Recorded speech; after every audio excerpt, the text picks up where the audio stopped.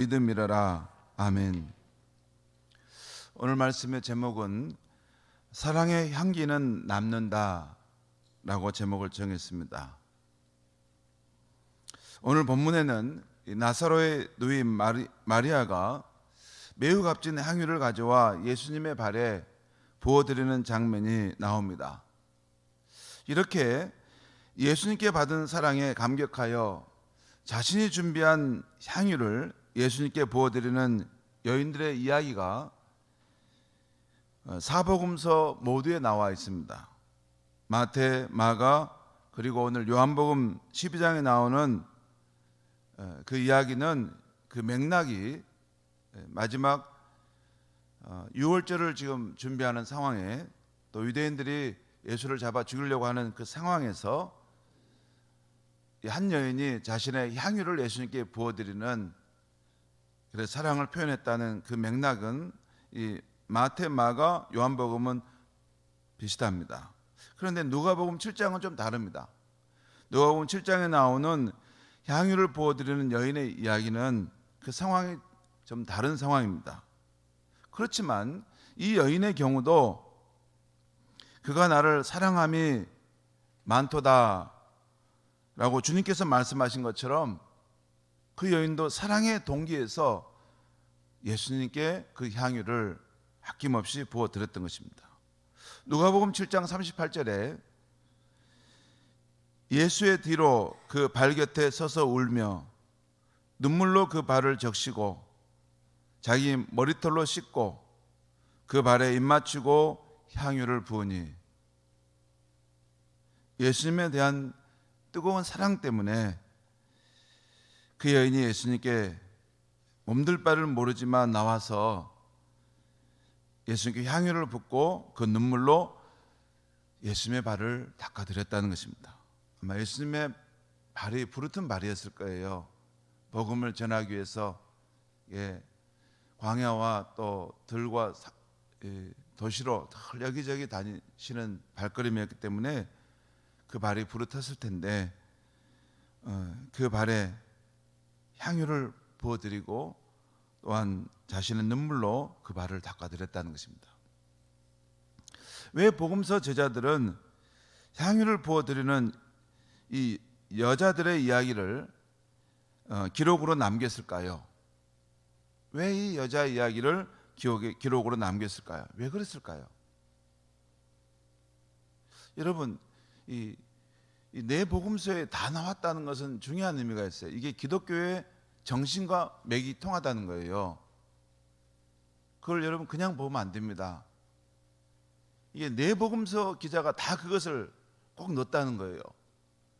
이건 기독교의 본질과 같고 기독교의 중심 사상과 관통한다는 거예요. 그것은 뭐냐면 십자가에서 지극한 사랑을 보여주신 주님의 헌신과 그 헌신에 응답하는 삶, 그것은 기독교 복음의 성격을 보여주기 때문에 그렇습니다. 사랑의 폭발과 그 여진, 기독교 복음이 들어간 곳에는 사랑의 폭발이 일어나고 그 여진이 나타나는 것입니다. 십자가의 사랑이 나타나고 그 반응이 나타나는 것입니다. 이것이 바로 기독교 사랑이 일어나는 방식입니다.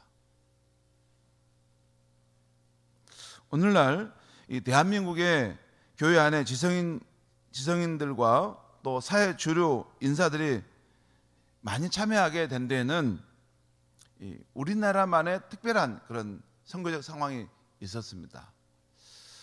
저쪽 동남아나 태국이나 또 이렇게 다른 인도나 파키스탄 이런 지역에 보면 복음이 사회 주류 사회로 들어가지 못해요. 그래서 항상 복음이 그 나라를 이렇게 중심으로 들어가서 혁신을 하고 변화시키지는 못하고 항상 그 격가지에만 있다가 맴돕니다. 여전히 주류 중심 인물들은 그 다른 종교의 사람들이 주를 이루고 있어요. 그런데 한국만은 달라요. 한국만은 이 복음이 이 한국 사회의 주류 계층과 또 지성적인 사람들에게도 복음이 이렇게 관통하게 들어가서 한국이 큰 영향력을 발휘하는 그러니까 교회가 큰 영향력을 발휘하는 그런 나라가 된 것이죠. 거기에는 최초의 한국인 선교사들의 이 영향 때문이라는 것이죠. 그러니까 우리나라에 찾아왔던 최초의 선교사들 언더우드, 아펜젤러 그리고 그 외에 많은 젊은 선교사들은 그 당시 자신들의 나라에서 뛰어난 인재들이었습니다. 그래서 꼭 선교사로 가야 하느냐, 우리나라에 남아서 후학을 길러주면 더 좋지 않겠느냐 할 정도의 사람들이 많았어요. 의학을 전공하고 굉장히 뛰어나서 자네 같은 사람은 우리 대학에 남아서 후진들을 양성하는 교수가 돼주게 그랬던 젊은이들이었다는 것입니다. 그런데 그들은 그 당시 수개월의 배를 타고 와야 하는 이국 만리의 조선 땅에 찾아와서 그들의 젊음과 생명을 바쳤던 것입니다. 왜 그랬을까요? 한 번도 본 적이 없는 낯선 곳, 그런 이국 만리 타향에 와서 그 뛰어난 인재들이 그 당시 가난하고 암울했던 이 조선 땅을 찾아와 왜 복음을 전했을까요? 그것은 오직 하나입니다. 주님의 십자가 사랑이 그 영혼 가운데 폭발하게 된 것입니다. 여러분, 사람마다 다 다릅니다. 기독교 복음을 받아들여도 율법적인 수준으로 받아들이는 분도 계시고 그냥 얕은 수준으로 사랑을 경험하는 사람도 있고, 그런데 어떤 사람은 그 십자가의 사랑이 그 영혼에 폭발한 것입니다. 그 십자가의 사랑이 그 영혼에 불을 붙은 거예요. 꺼지지 않는 불길로 타오른 것입니다. 자신의 젊음과 생명을 주께 바치고자 하는 열정이 그 마음에 불타오르게 된 것이에요.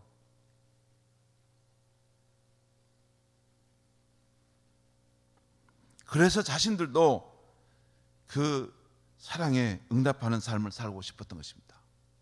기독교의 십자가 복음 안에는 그런 사랑의 능력이 있습니다. 내가 그런 걸 나는 모르니까, 내가 그런 걸 경험한 적이 없으니까, 내가 그 십자가 사랑 때문에 난 한 번도 울어본 적이 없으니까 저거 별거 아니겠지. 아닙니다. 그렇지 않습니다. 그 십자가의 사랑이 한 사람의 영혼을 꽂아 들어갈 때는 그 영혼 안에 폭발이 일어났어요. 폭발이. 자기의 생명까지도 그 십자가의 사랑에 내던질 수 있을 만한 폭발이 일어났단 말이에요. 그 생명력이 있었기 때문에, 그 사랑의 능력이 있었기 때문에 그 기독교는 많은 핍박과 환난과 어려움 속에서도 지금까지 2000년의 역사 속에서 살아남고 지금까지 전해져 오고 있는 것입니다. 이것이 바로 기독교의 사랑이 작동하는 방식입니다. 저는 요즘에 우리 한국교회 성도님들을 볼 때 정말 안타까운 부분 한 가지는, 너무 이렇게 기독교 신앙생활 하는데 간보듯이 신앙생활 한다는 느낌 들어요. 간보듯이. 여러분 아시죠? 하나님께서 내게 뭘 축복을 좀 준 것 이렇게 계산해 가지고 거기에 맞춰서 나도 좀 뭔가 드리고, 내가 받은 만큼 못 준다, 이런 식의. 그런데 여러분, 기독교의 이 복음은 십자가 사랑, 그 사랑의 폭발이 우리 안에 일어나는 것에서부터 우리 삶의 변화가 되는 것입니다.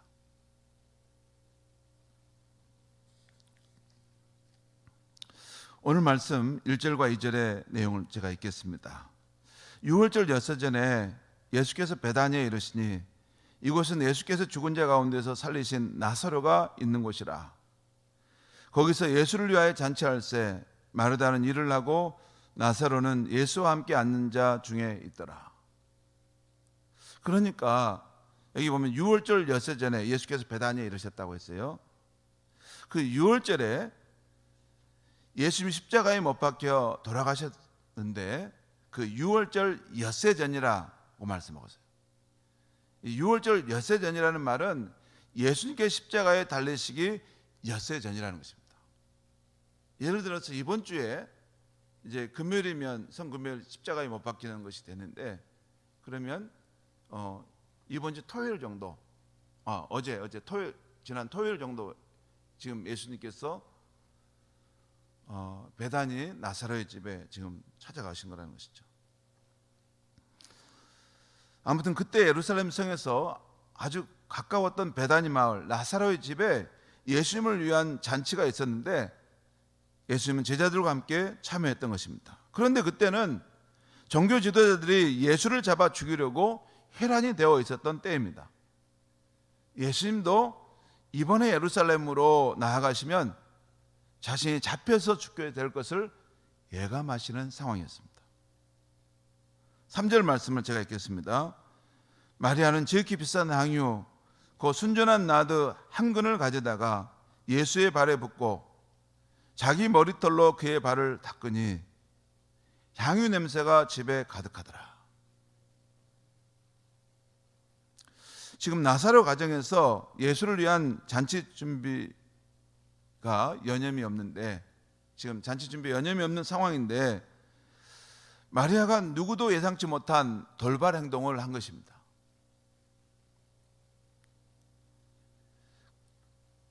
자기가 준비한 가장 비싼 향유를 가져와서 예수님의 발에 붓고 그래서 자기 머리털로 예수님의 발을 닦아드렸던 것입니다. 그리고 그 향유 냄새가 그 집에 진동하게 되었습니다. 4절과 5절 말씀 또 제가 읽겠습니다. 제자 중 하나로서 예수를 잡아줄 가룟 유다가 말하되 이 향유를 어찌하여 300데나리온에 팔아 가난한 자들에게 주지 아니하였느냐 하니, 지금 마리아가 예수님께 부은 이 향유로 온 집안의 향기가 진동하는데 이 마리아의 돌발적인 행동을 가룟 유다가 못마땅하게 생각하고 제동을 건 겁니다. 여러분 그럴 수 있죠. 제동을 걸어요. 그렇다는 거예요. 선한 일이라 할지라도 예수를 위한 헌신의 삶이라 하더라도 제동을 겁니다. 가룟 유다가 자기 생각이 따로 있고 제동을 걸었어요. 그런 상황에서 다시 7절과 8절 말씀을 보겠습니다. 7절과 8절 말씀. 예수께서 이르시되 그를 가만두어 나의 장례할 날을 위하여 그것을 간직하게 하라. 가난한 자들은 항상 너희와 함께 있거니와 나는 항상 있지 아니하니라 하시니라. 자, 그러니까 예수님께서 지금 그 상황에 개입하셨습니다.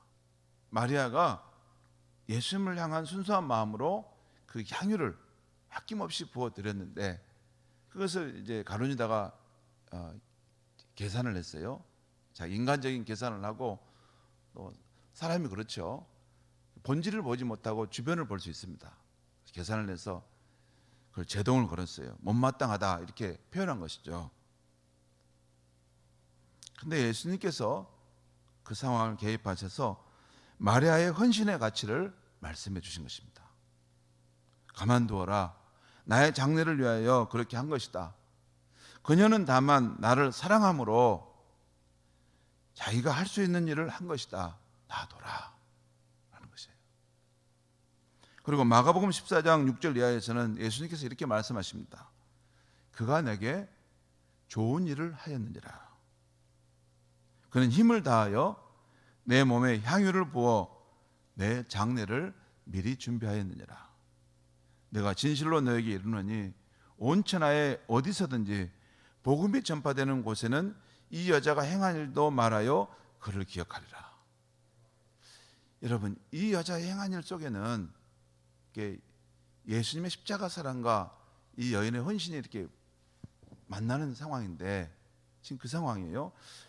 여러분, 이 여인이 마치 낭비처럼 아낌없이 이걸 다 예수님의 발에 쏟아 부었잖아요.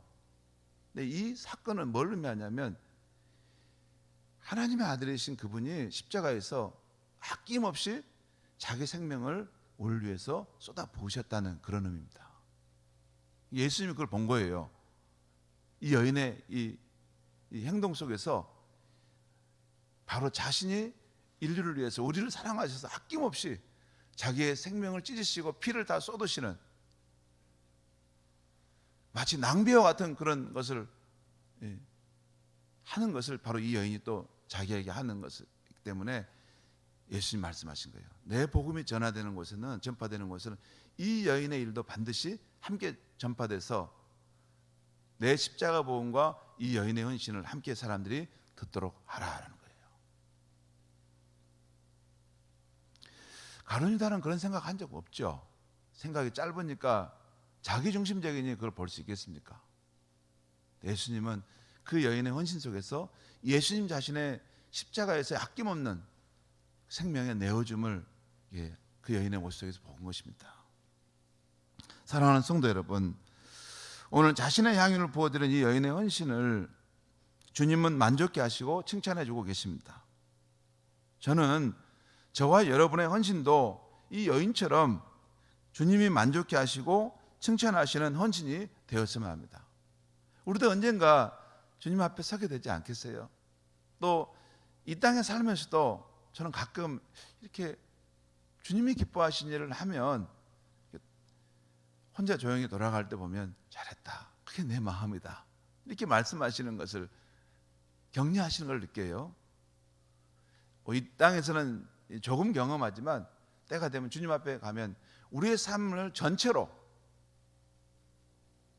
우리가 살았던 그 헌신의 삶 전체로 주님 보시고 셈하시면서, 야, 너 잘했다, 너의 삶은, 너의 그 삶을 향유로 내게 부어드렸던 것은 내가 정말 기쁘고 내가 받은 것이 너무 행복하다, 이렇게 말할 수 있었으면 저는 좋겠습니다. 여러분, 목사이면 뭐 별겁니까? 장로이면 뭐 별겁니까? 권사이면 뭐 별겁니까? 사회사장이면 뭐 별겁니까? 대통령이면 뭐 별겁니까? 이 땅에서 잠깐 그걸 뭘 누리는 것이지, 주님 앞에 갔을 때 아무런 칭찬받음이 없이, 아무런 존귀 여김을 받음이 없이 영원토록 주님이 기억함이 없는 삶이 된다면 그것은 무슨 의미가 있습니까? 사람들이 알아주는 게 아니라 주님께서 너의 그 삶은 나에게 아낌없는 향유로 드린 삶이었다, 고맙다, 내가 너무 기뻤고 너로 인해서 나는 행복했다 말씀하시는 그 주님이 돼야 되죠. 그래서 이 아침 우리는 마리아의 신앙생활에서 배울 점 3가지를 제가 묵상하면서 찾은 것을 말씀드리려고 합니다. 첫째는 주님 가까이 늘 동행하라입니다. 오늘 예수님은 그녀가 나의 장례할 날을 위하여 그것을 했다라고 말씀하셨어요. 그 당시 제자들은 전혀 눈치채지 못하고 준비도 못했는데 어떻게 마리아는 이번 유월절이 주님의 마지막 유월절이 될 것을 아시고 주님을 위해서 이 귀한 향유를 드려서 주의 마음을 위로해 드렸을까요? 왜 그랬을까요? 어떻게? 복음서에 보면 마리아는 항상 예수님의 발 앞에 앉아 말씀을 듣는 모습으로 나옵니다. 늘 가까이 있으면서 경청하면서 주님을 따랐다는 것이에요. 이게 마리아의 인생의 특징이었어요. 늘 주님 가까이 있으려고 했고 주의 말씀을 경청하려고 했어요. 주님의 뜻을 살피려고 했어요. 그렇기 때문에 그녀는 최근에 주님의 말씀과 움직임 속에서 이번 예루살렘 방문이 마지막이 될 것을 예감했던 것입니다. 이게 촉으로 느꼈다는 거예요. 아, 이게 마지막일 수 있겠구나. 여러분 생각해 보세요. 지금 마리아가 부어드리는 향유는 이게 300데나리온, 굉장히 큰 것입니다. 몇 천만 원 정도에 해당하는 거예요. 어쩌면 자기의 결혼 비용일 수도 있어요. 10년 동안 모은 결혼 비용일 수도 있어요. 이것을 주님을 위해서 다 드렸다? 여러분 평상시에 그렇게 않죠. 어떤 사건이 있고 어떤 중요한 순간임을 이렇게 촉으로 느꼈을 때 이때가 마지막이겠다. 어쩌면 주님을 만나는 마지막일 수도 있겠다. 내가 그렇다면 주님께 대한 나의 사랑을 내가 꼭 드리고 가야 될 텐데, 내 사랑을 표현하고 싶은데. 그래서 마리아는 자기의 생명과 같은 것을 가지고 와서 예수님께 쏟아부었던 것입니다. 왜? 그만큼 주님을 사랑했기 때문에 그랬어요.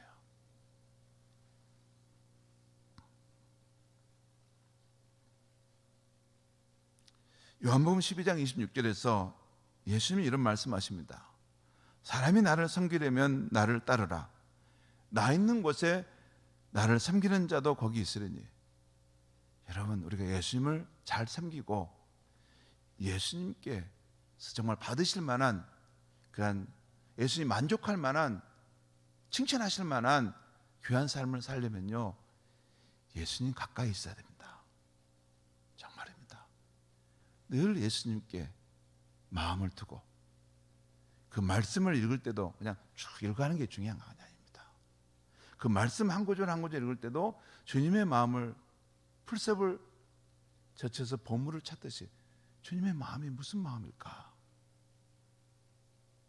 주님의 말씀, 마음을 헤아려보고, 또 우리의 생활 속에서 주의 성령께서 우리 마음에 감동하시는 것이 있을 때는 그 움직임에 따라가는 것입니다.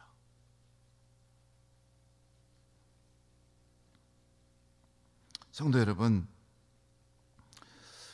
마리아처럼 우리도 늘 주님 가까이 있으면서 주의 말씀을 경청하고 주의 성령의 인도하심을 잘 받을 수 있기를 바랍니다. 그럴 때 주의 마음을 잘 헤아려서 주님을 잘 섬기게 될 줄 믿습니다. 두 번째는 기회가 왔을 때 값진 향유를 깨뜨리라는 것입니다. 마리아는 기회가 마지막 기회임을 알았습니다. 이제 예수님이 자기 집으로 찾아올 기회가 다시는 없을 것이라는 사실을 직감했습니다. 이게 마지막 기회야. 이때 내 사랑을 표현해야지 하는 마음으로 그 기회를 포착해서 자신의 소중한 향유를 부어드린 것입니다. 자기 존재의 가장 귀한 것을 깨뜨려서 그 사랑의 향기가 그 집안에 가득하게 했던 것입니다. 성도 여러분, 사람은 어느 때 가장 행복할까요?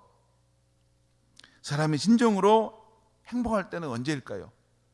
뭔가를 많이 소유하고 좋은 집에서 살고 또 좋은 차에서 살고 내 뜻대로 사람을 조종하고, 그게 행복할까요?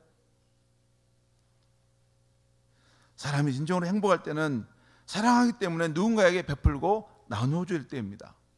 가족이나 형제들이나 예수님께 대해서도 마찬가지입니다. 그때 내가 사랑하기 때문에 나의 것을 나눠주는 것, 그때 내 존재의 가치를 느끼게 됩니다. 내게 있는 돈, 내게 있는 시간, 내게 있는 봉사의 활동을 아끼지 않고 나누어 주었을 때 그것을 받은 사람이 행복해하는 것을 보고 우리도 행복한 것입니다. 여러분, 실제 교회에서 봉사하는 것은요, 교회에서 헌신하는 것은 우리 자신을 위한 겁니다. 이것을 깊은 신앙의 경지에 들어가면 알아요. 교회에서 무엇을 봉사하고 헌신하라면 너무 힘들어 하시는데 아닙니다. 그러면 아무 봉사하지 않고 아무 헌신 안 해보시랍니까? 그러면 얼마나 삶이 피폐해져 간지 아십니까? 자기만을 위해 살고 아무런 봉사, 아무런 희생, 아무런 섬김이 없는 삶을 한번 살아보시랍니까? 그러면 인생이 너무 피폐하고 너무 이기적인 삶이 돼가지고 아무런 기쁨이 없어져 버립니다. 여러분, 오히려 남에게 내가 가진 것들을 나누고 베풀고 또 하나님 나라를 위해서 그것을 쓰도록 하나님이 기회를 주신 것은 우리 자신의 존재의 가치를 발견하고 행복하도록 하기 위함입니다. 여러분, 예수님께 자기 것을 더욱더 많이, 더욱더 귀한 것을 드리면 드릴수록 그 인생은 가장 행복하고 보람찬 인생을 살다 가는 것입니다. 이것이 기독교의 헌신의 비밀인 것입니다. 기회가 왔을 때 놓칠 수 없는 그 기회를 붙들어야 되는 것입니다. 우리 인생에 하나님께서 행하실 때 보면 어떤 촉을 주세요. 지금은 너무 중요한 때다. 지금은 주님께 헌신해야 될 때다. 주님이 나에게 그것을 바라시는구나. 그때 그건 모릅니다. 각자가 있습니다. 저에게도 왔어요. 그래서 제가 선교사로 간 겁니다. 아무도 가지 말라고 말했던 것을 저 혼자 간 겁니다. 제게 왔어요. 제게 뜨거운 불길로 왔어요. 그래서 갔습니다. 그리고 저의 마음은 선교사로 갔으면 왜 돌아옵니까? 안 돌아와야 됩니다. 그게 제 마음이었어요. 불타는 마음이었어요. 그런데 인생이 어떻게 자기 뜻대로만 됩니까? 그래서 울면서 돌아왔습니다. 통 안에 눈물을 흘리고 주님 앞에 흘리면서 돌아왔습니다.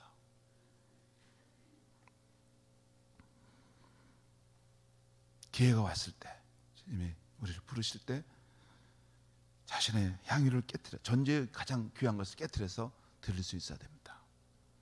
우리의 인생의 날들이 많지 않습니다. 압축적으로 사랑의 헌신도 하고 가야 됩니다. 세 번째, 처음에는 주님 가까이 늘 동행하라는 것.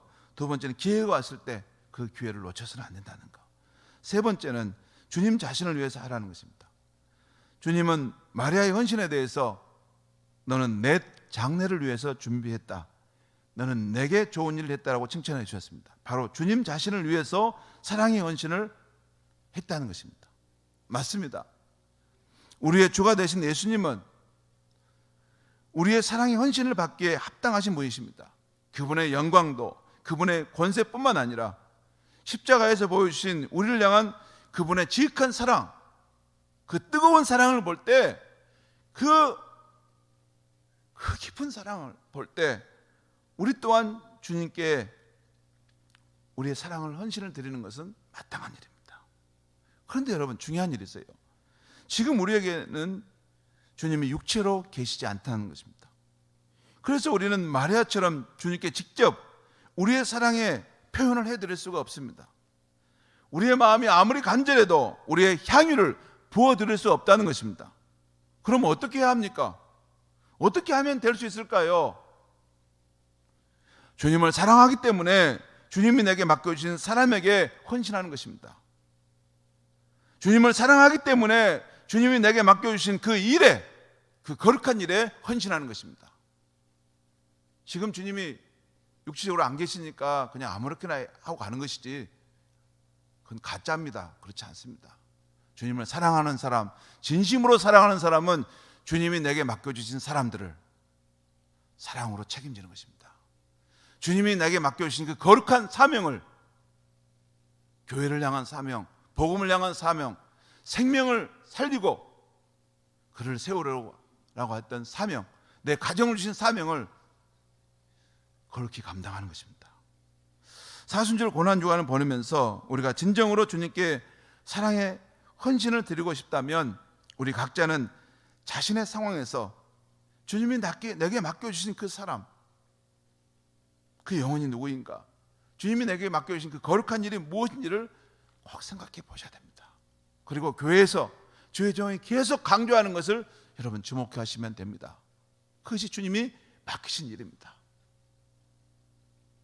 이 바쁜 인생길, 얼마 살지도 못하고 갈 인생길, 엉뚱한 것을 전할 수 있겠습니까? 아닙니다. 주님이 맡기신 그 일을 하자고 강조하고 있는 것입니다. 그렇게 하다 가면 반드시 주님 앞에 큰 상급 받고 칭찬을 많이 받을 수 있습니다. 그 마음으로 말씀을 늘 전합니다. 그 말씀을 흘려 들으시면 안 됩니다. 성도 여러분, 마지막으로 제가 드립니다. 사람은 가도 사랑의 향기는 남는다는 말이 있습니다. 우리는 모두 이 땅에서 유한한 삶을 살다 하늘로 돌아갑니다. 우리와 함께 했던 분들이 이 세상을 떠나갑니다. 자꾸 떠나갑니다. 그런데 이상하게도 그분들이 이 세상을 떠나감과 함께 그들의 삶의 흔적도 함께 가져가는 것 같습니다. 사람이 죽게 되면 그런 것 같아요. 그분과 함께 했던 삶을 기억 속에서 소환해내고 싶어도 그게 쉽지 않습니다. 한번 사람이 떠나버리면 쉽지 않아요. 그리고 세월의 흐름과 함께 기억 속에서 더욱더 잊혀져 갑니다. 그런데 또 하나 신기한 것은 떠나간 이가 살아있는 동안 우리에게 베풀어 주었던 사랑의 향기만은 삶이 힘들 때 문득문득 떠오른다는 것입니다. 그리고 시간이 지날수록 더욱더 생생하게 살아나 우리의 영혼에 힘이 되어 준다는 것입니다. 저의 경우도 그래요. 저희 경우도 그런 분들이 있었어요. 저희 어머니가 그랬고, 어머니가 안개꽃을 사가지고 와서 제 졸업식을 준비해 주려고 했던 그 장면은 지금도 저는 잊지를 못해요. 나이 드신 그분이. 그리고 상해 마지막 선교를 마치고 돌아올 때 제가 주님 앞에 드렸던 그 뜨거운 눈물을 저는 죽을 때까지 잊지 못합니다. 내 인생의 길이 보이지 않을 때, 누구도 내 사정을 알지 못했을 때, 함께 해주는 이가 아무도 없었는데 그때 우리의 절망의 자리에 함께 해주고 슬픔 가운데 함께 해주고 가장 추운 마음으로 길을 걸어갔을 때 따뜻한 마음으로 찾아오던 그분들의 향기는 오랫동안 남아있는 것입니다. 떠나가는데도 그 사랑의 향기는 내 마음을 감돌고 있어요. 그분들은 떠나가도 그 사랑의 향기를 우리 안에 남겨놓고 있는 것입니다. 여러분, 주님께 대한 우리의 사랑도 마찬가지입니다.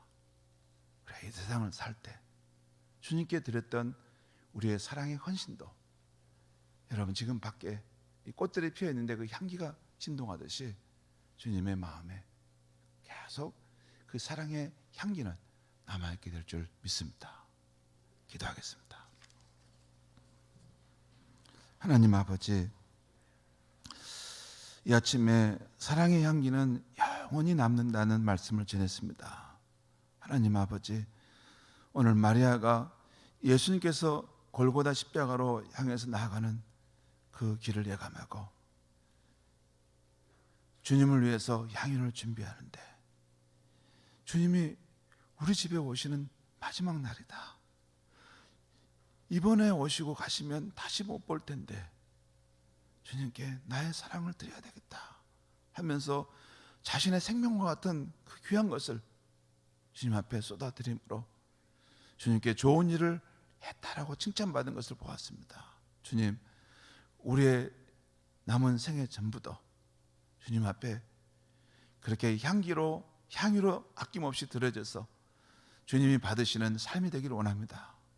지금까지도 우리의 삶의 여정 속에 하나님의 은혜를 베푸셔서 주님을 위해서 봉사하고 헌신할 수 있었지만, 이제 얼마 안 남는 우리의 삶의 여정을 생각할 때 더욱 주님 지혜롭게 압축적으로 잘 준비해서 꼭 주님께서 우리에게 필요를 하시고 하나님의 나라를 위해서 필요로 할 때, 주님께서 한 영혼을 정말 찾고 싶어 하실 때 그 마음을 보시고 우리의 가진 것들을 아낌없이 드려서 주님의 마음을 흐뭇하게 해줄 수 있는 우리의 인생이 되게 하여 주시옵소서. 사랑의 향기만은 영원히 남는다는 그 마음을 가지고 살아갈 수 있게 하여 주시옵소서.